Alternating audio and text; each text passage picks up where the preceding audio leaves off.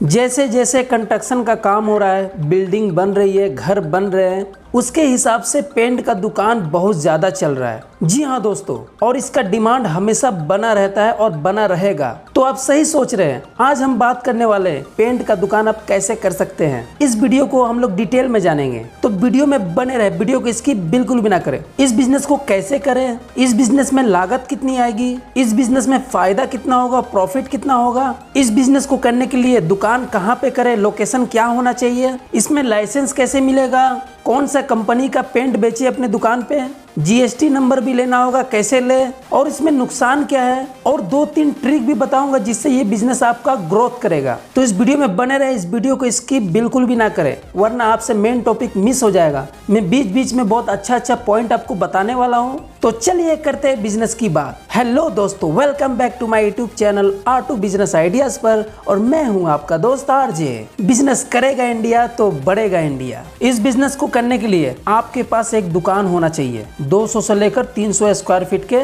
Lump sum में, या फिर उससे भी बड़ा आप दुकान कर सकते हैं। उसके बाद आपको एक गोदाम भी चाहिए जिसमें आप अपने मटेरियल, अपने माल को अच्छे से रख सकते हैं, ज्यादा क्वांटिटी में। अगर आपका अपना जगह है तो बहुत बढ़िया है, आपका अपना दुकान या जगह है तो आप उसमें कर सकते हैं। 200 से 300 स्क्वायर फीट का एरिया होना चाहिए, उससे भी ज्यादा रहेगा तो चलेगा। आप कहीं दुकान खरीदे ना शुरुआत में, आप रेंट पर ले ले, अगर अपना नहीं है तो। जब आपका बिजनेस बढ़ जाएगा तो आप कहीं भी अपना दुकान अच्छा लोकेशन देखकर ले सकते हैं। आप अपना दुकान खरीदने से अच्छा है वो पैसे बचाकर आप अपने माल में ज्यादा पैसे डालें। ये क्लियर हो गया। आपको अपने शॉप का 2 से 3 महीने का रेंट स्टॉक रखना पड़ेगा, क्योंकि आपका दुकान जमने में टाइम लगेगा। वो आपके लोकेशन के ऊपर है, मैं आगे बताऊंगा आपको, स्टेप बाय स्टेप बता रहा हूँ, इसलिए वीडियो में बने रहे। 2-3 महीने का रेंट अगर आप रखते हैं ना तो आपको टेंशन नहीं रहेगा, आप 2-3 महीने में अच्छा खासा बिजनेस जमा सकते हैं। अब आपको अपने शॉप का डेकोरेशन कराना पड़ेगा, लकड़ी का रैक बनवाना पड़ेगा, लाइट का व्यवस्था अच्छा रखना पड़ेगा, काउंटर रखना पड़ेगा, बस। अब मेन टॉपिक पे बात कर लेते हैं कि पेंट्स कौन सा कंपनी का बेचे। तो इंडिया में सबसे बड़ा नाम आता है एशियन का, उसके बाद बर्जर भी आता है, डिलक्स भी आता है, नेरोलेक भी आता है, और भी बहुत सारे लोकल कंपनी आते हैं। तो आप अगर किसी बड़े कंपनी से जुड़ना चाहते हैं तो इस कंपनियों से जुड़ सकते हैं। अगर एशियन में जुड़ते हैं तो आपको माल बेचने में इजी होगा, आपका माल आसानी से बिक जाएगा, क्योंकि उसका नाम ही काफी है। इंडिया में एशियन कंपनी का नाम टॉप लेवल पे है। तो आपको इन कंपनियों से डीलरशिप लेना होगा, या फिर डिस्ट्रीब्यूटर से मिलकर आप बात कर सकते हैं, माल खरीद सकते हैं। अगर आप डीलरशिप लेते हैं तो आप ऑनलाइन मेल भेज सकते हैं, या फिर फॉर्म भर सकते हैं उनके वेबसाइट पे जाकर, एशियन कंपनी हो या फिर कोई भी कंपनी हो, ठीक है। अगर आप डीलरशिप लेते हैं तो आपको 6 लाख से लेकर 8 लाख रुपए तक लग सकते हैं, या फिर 10 लाख भी लग सकते हैं, क्योंकि उसकी रिक्वायरमेंट होती है। मान लीजिए आप एशियन कंपनी का डीलरशिप लेते हैं तो आपको 8 से 10 लाख रुपए लगेंगे, क्योंकि उसमें मशीन भी होता है, पेंट्स के बहुत सारे वैरायटी होती है, तो आपको इतने पैसे लग जाएंगे। और आपका लोकेशन के ऊपर निर्भर करता है कि आप किस लोकेशन से है। अगर आप गाँव के एरिया में हैं, वहाँ पे आप सर्वे करिएगा, मार्केट में जाके पता लगाइए कि आप किस एरिया में दुकान करना चाहते हैं, उस एरिया में कौन सा कंपनी का चलता है। हो सकता है वहाँ पे लोकल क्वालिटी ज्यादा चलता हो तो आप एशियन रखेंगे तो आपका कम बिकेगा। और ये भी हो सकता है कि आप अच्छे लोकेशन पे अगर करते हैं, प्राइम लोकेशन पे, तो वहाँ पे Asian company, Berger company, Nerolac, ये सब ज्यादा चलता है, तो वहाँ पे लोकल बेचेंगे तो आपका बिजनेस नहीं चलेगा। तो इस बात पे आप ध्यान दें, लोकेशन आपका अच्छा होना चाहिए, कोई प्राइम लोकेशन होना चाहिए, कोई मेन मार्केट में होना चाहिए, या फिर जहाँ पे कंस्ट्रक्शन का काम ज्यादा होता है, बिल्डिंगिया बन रही है, बहुत सारे सिटी ऐसे हैं डिस्ट्रिक्ट लेवल पे जहाँ पे ये सब ज्यादा काम होती है बिल्डिंग की, वहाँ पे आप अगर दुकान करते हैं तो आपका 1 नंबर बिजनेस चलेगा। आप लोकेशन ज्यादा ध्यान दीजिएगा, क्योंकि आपकी कमाई लोकेशन के ऊपर निर्भर करता है। अब ऐसा नहीं है कि आप सिर्फ पेंट्स ही बेचे, आप इसके साथ इलेक्ट्रॉनिक के आइटम भी रख सकते हैं, इलेक्ट्रिक के आइटम भी रख सकते हैं, और भी कारपेंटर के बहुत सारे आइटम होते हैं जो आप रख सकते हैं। हार्डवेयर के आइटम भी आप अपने शॉप पे रख सकते हैं, लेकिन आपका मेन आइटम होगा पेंट्स। पेंट्स के बहुत सारे आइटम होते हैं। अब रही बात इसमें प्रॉफिट कितना होगा, तो आप अगर कंपनी का माल बेचते हैं, जैसे एशियन वगैरह बेचते हैं, तो आपको 3% से लेकर 10% का प्रॉफिट होगा। और इसमें एक और फायदा है, आप अगर डीलरशिप लेते हैं तो एशियन का, आप अगर 3 दिन में पेमेंट कर देते हैं तो आपको 5% का डिस्काउंट भी मिलता है कैश, और अगर 9 दिन में पेमेंट करते हैं तो आपको 2.5% का डिस्काउंट मिलता है। कंपनियों में ये एक फायदा है, और आपका सेल भी ज्यादा होगा। लोकल बेचेंगे तो उसमें 15 से 20% का फायदा है, लेकिन ज्यादा सेल नहीं होता है। और कंपनी का माल बेचने से ये होता है ना कि आपका प्रॉफिट कम होता होता है लेकिन सेलिंग ज़्यादा होता है, तो जाहिर है आपका सेलिंग ज़्यादा होगा तो फायदा भी ज़्यादा होगा।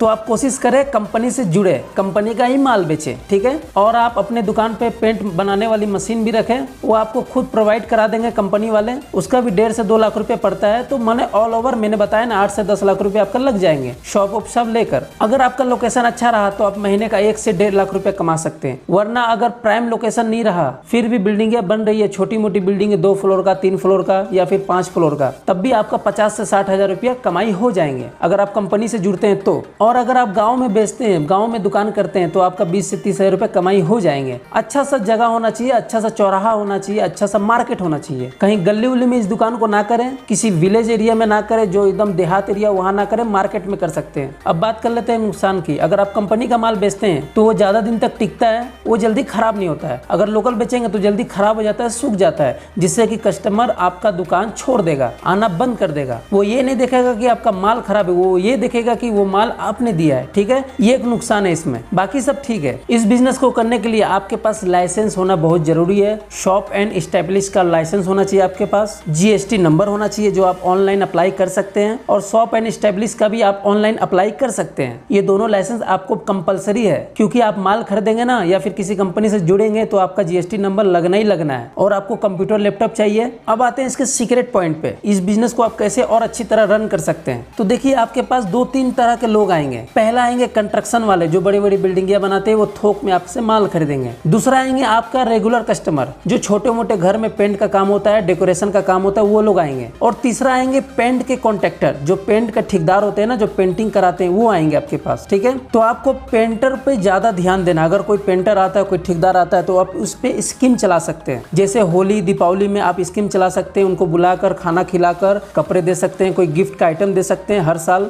जो आपके पास रेगुलर है। इससे क्या होगा ना, वो आपके पास से ही माल लेगा। एक 5-10 किलोमीटर के एरिया में जहां भी काम करेगा, वो आपके पास से ही पट्टी पेंट सब ले जाएगा। तो इससे आपका सेलिंग डबल होगा। कंपनी की तरफ से टी शर्ट, टोपी, पैंट, लोअर ये सब मिलता है, तो आप पेंटर को दे, जिससे कि पेंटर आपके पास ही आएगा वो। अगर कोई कमीशन मांगता है, ज्यादा पेंट आपके पास से ले जाता है, तो आप कमीशन भी दे अपने हिसाब से। ऑल ओवर आप कॉन्ट्रैक्टर को और लेबर को, जो पेंट का काम करते हैं, उनको अपने हिसाब से अच्छे से रखे, बात व्यवहार अच्छा रखे। आपका व्यवहार ही इस बिजनेस को आगे ले जा सकता है। और पट्टी और पेंट में टोकन जो निकलते हैं, टोकन का पैसा भी आप लेबर को दे सकते हैं, क्योंकि वो लेबर का हक है। लेबर आपके पास आएगा टोकन लेकर, तो आप उसको वो पैसे दे, स्कैन कर वो पैसा आप रख ले। समझ में आ गया। इस बिजनेस को अगर अच्छे से चलाना है तो आपको बाकी माल देने से बचना होगा। जी हाँ दोस्तों, आप बाकी माल देंगे तो आपका बिजनेस बैठ जाएगा। अगर बाकी देना ही है, आपके पास पूंजी है, बैक सपोर्ट है, तो मान लीजिए आप अगर एक आदमी को 1 लाख का बाकी देते हैं, तो 1 लाख का बाकी ना देकर वही चीज को आप 10 लोगों को 10-10 हजार का बाकी देते हैं, तो चांस रहेंगे कि आपका पैसा 10 लोगों में से आराम से 5-6 लोग दे देंगे। और एक ही जगह अगर आप 1 लाख का देते हैं, तो जाहिर है कि एक ही आदमी के पास रहेगा, तो वो देगा कि नहीं देगा, कब देगा, फिर आपको बार बार दौड़ना पड़ेगा। तो इससे बेहतर है कि आप या तो बाकी ही ना दे, या फिर बाकी दे तो 1 लाख का बाकी आप 10 लोगों में बांट दे। इससे क्या होगा, पैसे आने के चांस आपके ज्यादा रहेंगे। अगर बाकी देना हो तो शुरुआत में आप बाकी ना दे, कैसे ही अपना माल बेचें। अपने शॉप पर ऑनलाइन पेमेंट अवेलेबल रखें। आप महीने का आराम से 1 से 1.5 लाख रुपए कमा सकते हैं। आपका बिजनेस चल जाएगा तो, आपका लोकेशन अच्छा रहेगा तो। मुझे लगता है मैंने आपको ये बिजनेस अच्छे से समझा दिया। अगर कुछ छूटा हुआ तो आप कमेंट्स करके पूछ सकते हैं, मैं उसमें जवाब दे दूंगा। मैं कमेंट्स का जवाब देता हूँ, आप मेरे कोई भी वीडियो में जाके देख सकते हैं, या फिर उस टॉपिक पर मैं एक वीडियो बना दूंगा स्पेशल, अगर बहुत सारे कमेंट्स आए तो अगर आपको ये वीडियो अच्छा लगा तो लाइक करिएगा, अपने दोस्तों में शेयर करें, मेरे चैनल को सब्सक्राइब करें और बेल आइकन को प्रेस कर दे, जिससे कि मेरा कोई भी बिजनेस वीडियो आपसे मिस ना हो। अपना ख्याल रखिएगा, तब तक के लिए bye bye, take care and जय हिंद।